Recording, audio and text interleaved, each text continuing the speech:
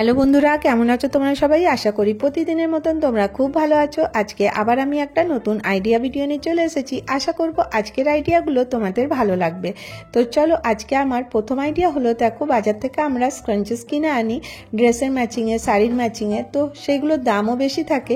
তোমরা চাইলে বাড়িতে ইজিলি কিন্তু স্ক্রাঞ্চেস বানিয়ে নিতে পারো। যখন আমরা রেডিমেড কাপড় না কিনে, যখন আমরা কাপড় কিনে টেলারকে বানাতে দিই, তো দেখবে একটু ছোট টুকরো হলেও কাপড় আমাদের কাছে থাকে, সেটা দিয়ে কিন্তু ড্রেসের ম্যাচিংয়ের তোমরা স্ক্রাঞ্চেস বাড়িতেই বানাতে পারো। তো দেখো তোমরা কতটা বড় ছোট বানাবে তোমাদের উপরে ডিপেন্ড করে।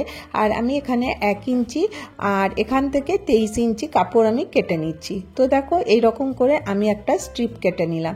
তো খুবই পাতলা স্ট্রিপটা, যাতে এটা আমি ফোল্ড করতে পারি এরকম। তো দেখো 1 থেকে 1.25 ইঞ্চি মতন হবে। আর এরপরে দেখো আমি এখানে এই পাশটাতে ফোল্ড করে দিচ্ছি, অপর পাশটাও এইভাবেই ফোল্ড করে দেবো। তো দেখো বাচ্চাদেরকে স্ক্রাঞ্চেস কিন্তু পরলে খুব ভালো লাগে, আর ড্রেসের ম্যাচিংয়ে থাকলে কিন্তু খুব ভালো হয়। তো দেখো খুব সহজভাবেই তোমরা এটা তৈরি করে নিতে পারো। তো প্রথমে আমি এই দুটো সাইড সেলাই করে নেব, তারপরে কি করব, এইটাকে আমাকে ফোল্ড করতে হবে। তো দেখো এই সাইডটাও আমি এইভাবে সেলাই করে নিলাম। এরপরে আমি কাপড়কে এরকম করে দুটোকে ফোল্ড করে নেব, দিয়ে এখান থেকে পুরোটা সেলাই করে নেব। আর মাঝখানের অংশটা খালি থাকবে, কারণ এটাকে আমাকে সোজা করতে হবে। সেই জন্য দেখো আমি এইভাবে মেশিনে সেলাই করে নিচ্ছি। তো দেখো এইভাবে হয়ে যাবার পরে একটা কোনো কাঠি বা কিছু দিয়ে এরকম উল্টো করে দিলেই কিন্তু এটাকে টান দিলেই আবার এটা সোজা হয়ে যাবে। তো দেখো এটা সোজা হয়ে গেল।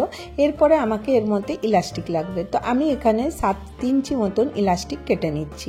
তো দেখো আমি এখানে এই এই যে ইলাস্টিকটা আছে, এটা একটু চওড়া ইলাস্টিক, একদম পাতলাটাও পাওয়া যায়। একটু চওড়া নিলে কিন্তু এই ইলাস্টিকটা ঢিলা হবে না খুব তাড়াতাড়ি।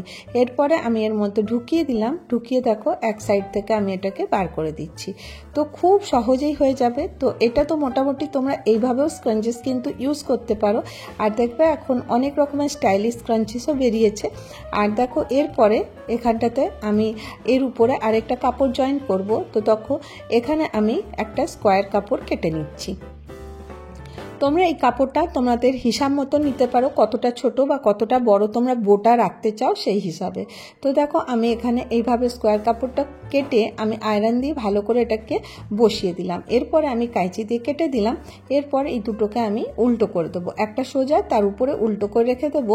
আর রেখে এই দেখো এইভাবে আমি সেলাই করব, একটু অংশ ছেড়ে দেবো। তো দেখো আমি মেশিনের মধ্যে এর পুরোগুলো আমি 3 দিকটার মধ্যে একটু অংশ ছেড়ে দিয়ে পুরোটাই সেলাই করে নেব। আর দেখো এরকম স্ক্রাঞ্চিস বানানো খুব সহজ। আর এইভাবে দেখো এই যে কর্নারগুলো দেখছো, এখানকার যে কাপড়গুলো একটু একটু করে আমি কেটে দিলাম, আর এক্সট্রা কাপড়টাও আমি সরিয়ে দিলাম, কারণ এটাকে আমাকে সোজা করতে হবে। আর কোনো কাজ দেখো ফিনিশিংয়ের সাথে হলে সেটা দেখতে ভালো লাগে। তো দেখো এইভাবে করলে কিন্তু ওটা পুরোটা বেরোবে না, তাই কোনো পাতলা কাঠি দিয়ে এটাকে এইভাবে আমাকে কোনাগুলো বার করে নিতে হবে। দিয়ে এক্সট্রা যেখানটা ছিল ওখানে আমি ছুঁচ সুতো দিয়ে সেলাই করে দিলাম। এরপর দেখো এর জন্য একটা আমাকে স্ট্রিপস বানাতে হবে। তো স্ট্রিপের জন্য আমি একটা ছোট্ট কাপড়কে সেলাই করে এটাকে আবার সোজা করে নিলাম। এরপর দেখো আমি ছুঁচ সুতো নিয়ে নিয়েছি, দিয়ে এইভাবে এর মধ্যে এটাকে করে দিচ্ছি, শুধুমাত্র রান স্টিচ দিচ্ছি।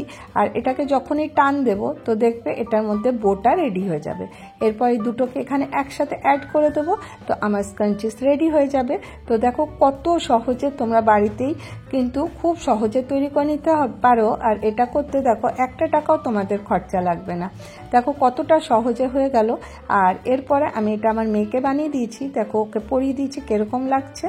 আশা করি তোমাদের ভালো লেগে থাকবে। তো দেখো এরকম ছোট্ট ছোট আইডিয়া আমাদের অনেক কাজে আসে। তো দেখো যেরকম আমার নেক্সট আইডিয়া, আমি যখনই কাঁচের বাসনগুলো ধুই তখনই একটা টাওয়েল এখানে বিছিয়ে দিই, তারপরে আমি ধুয়ে এগুলোকে রাখি। তারপরে দেখো কাঁচের বাসনগুলো এইভাবে রাখলে ভাঙবেও না, আর এগুলো কিন্তু খুব ভালো পরিষ্কারও হয়। আর তারপরে এর মধ্যেই কিন্তু জলটা অনেকটা শোক করে নেয়, তারপর এটাকে ভালো করে পুছে আমি জায়গা মতন রেখে দিই। এবারে দেখো কখনো কখনো আমরা যখন কোনো জিনিস কিনে আনি দেখবে এরকমের আমাদের কাছে পাউচ আসে, তো আমরা এগুলোকে ইউজলেস বলে ফেলে দিই, কিন্তু এগুলো ফেলবে না, এগুলো কিন্তু অনেক কাজে আসে। এইগুলোর মধ্যে দেখো আমি অনেক জিনিস রাখি। আর দেখো যেমনি আমি এই দুপাট্টাটা এখানে টেবিল ডেকোরের জন্য রেখেছিলাম, ওটা এর মধ্যে রেখে দিলাম। এতে কি হবে, এটা জিনিসটাও ভালো থাকবে। নেক্সট আইডিয়াতে চলে আসবো। এটা একটা সসের বোতল, আমি তোমাদেরকে অনেক আগেও দেখিয়েছিলাম এই আইডিয়াটা। সসের বোতলটা কি করে পরিষ্কার করতে হয়, গরম জলে একটু ভিম লিকুইড দিয়ে আমি ভালো করে এটাকে পরিষ্কার করে নিচ্ছি। তারপরে দেখো আমি এর মধ্যে ফেভিকল লাগিয়ে দিচ্ছি। এই কাঁচের বোতলগুলো কিন্তু হোম ডেকোরের জন্য খুব ভালো হয়। আর দেখো আমরা এগুলো কি করি, ইউজলেস বলে মানে এটা সস আছে, নোংরা আছে, এগুলো ইউজ করি তারপরে ফেলে দিই। তো দেখো কাঁচের বোতলটা কতটা চকচক করছে। তারপরে দেখো আমি এরকমের একটা জুটের সুতো নিয়ে নিয়েছি, নিয়ে জাস্ট খালি এটাকে একটু ফেভিকল দিয়ে এরকম করে আটকে দিলাম।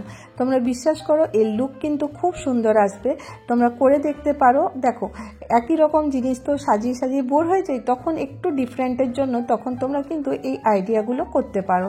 কিছুদিনের জন্য করে রাখতে পারো, যখন ভালো লাগবে না তখন আবার সরিয়ে দেবে। তো দেখো এইভাবে আমি বোটা রেডি করে নিলাম, খুব সহজেই হয়ে যাবে। আর দেখো এগুলো করতে তেমন কিছু খরচা কিন্তু হয় না। এরপরে আমি এখানটাতে লাগিয়ে দিলাম, আর লাগিয়ে এর মধ্যে একটা আমি মিরর লাগিয়ে দেবো, তাতে এর লুকটা কিন্তু অনেক সুন্দর হয়ে যাবে। এর মধ্যে আমি জল ভরে নিচ্ছি, জল ভরে আমি এর মধ্যে মানি প্লান্ট লাগাচ্ছি। তো দেখো এর লুক কতটা সুন্দর আসছে। একটা সসের বোতল পুরনো, তো ওইটা কিন্তু অনেকটা সুন্দর হয়ে গেল। তো এই আইডিয়াটা কেমন লাগলো জানাবে। নেক্সট আইডিয়া, দেখো আমাদের বাড়ি স্টিলের বাসন অনেক থাকে। এই যে টিফিনটা দেখছো, এটা দেখো সাইড থেকে ফেটে গেছে। আর ফাটা বাসন তো আমরা ইউজ করি না, এগুলো দেখো ইউজলেস হয়ে যায়। এগুলো হয়তো আমরা ফেলে দিই বা বিক্রি, মানে হয়তো বাসনই চেঞ্জ করতে গেলাম, এর মধ্যে কিছু পাওয়া যায় না, তো সেইগুলো কিন্তু তোমরা এইভাবে ইউজ করতে পারো। তো দেখো আমি এর মধ্যে একটুখানি ফেব্রিক কালার করে দিচ্ছি। এর লুকটা দেখো কতটা তাড়াতাড়ি কতটা চেঞ্জ হয়ে যাবে, তোমরা নিজেরাই দেখতে পাবে। তো দেখো খুব সুন্দর হয়ে যাবে। তো দেখো আমি এই ফেব্রিক কালারটা দিয়ে কালার করে দিলাম। এটা যখন শুকিয়ে গেল এর মধ্যে আমি একটুখানি ড্রয়িং করে দিচ্ছি। তোমরা তোমাদের ইচ্ছা মতন প্যাটার্নের মধ্যে ড্রয়িং করে নিতে পারো, যে যেরকম ভাবে করতে চাও সেরকমভাবে করতে পারো। আমি শুধুমাত্র এইভাবে এর প্যাটার্নটা ড্র করে নিচ্ছি।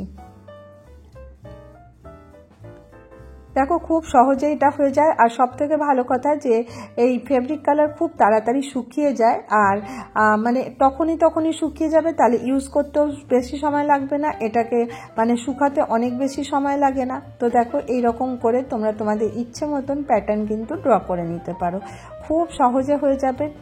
আর এটা করার পরে এটা কি ইউজ আসবে তোমাদের সাথে আমি আগে শেয়ার করছি। তো দেখো এরকম করে আমি ড্রয়িংটা পুরো কমপ্লিট করে নিলাম। এইভাবে তোমরা তোমাদের কালার ইচ্ছা মতন কালার দিয়ে এরকম সাজিয়ে নিতে পারো। তো কেউ বলবে এটা একটা ফাটা স্টিলের ডাব্বা ছিল। তো দেখো আমি এখানে ইয়ারবাড দিয়ে এর উপরের অংশটাও খুব সুন্দর করে ড্রয়িং করে নিচ্ছি, শুধুমাত্র ডট দিয়ে। ডট দিয়েও কিন্তু যখন তোমরা কোনো জিনিসকে সাজাবে দেখবে ডট দিয়েও কিন্তু খুব সুন্দর পেন্টিং হয়। আর এটা করতে দেখো মানে একটুও সময় লাগলো না। তো দেখো আমি এটা কমপ্লিট হয়ে গেছে, শুকিয়েও গেছে। এর মধ্যে আমার সেলাইয়ের যে স্টোন বা যা আমি ইউজ করি সেগুলো আমি রেখে দিচ্ছি। তো আজকে আমি এই কটা তোমাদের সাথে শেয়ার। কোন আইডিয়াটা তোমাদের সব থেকে ভালো লাগলো জানাতে ভুলো না। আবার দেখা হবে নেক্সট ভিডিওতে। ভালো থেকো, সুস্থ থেকো।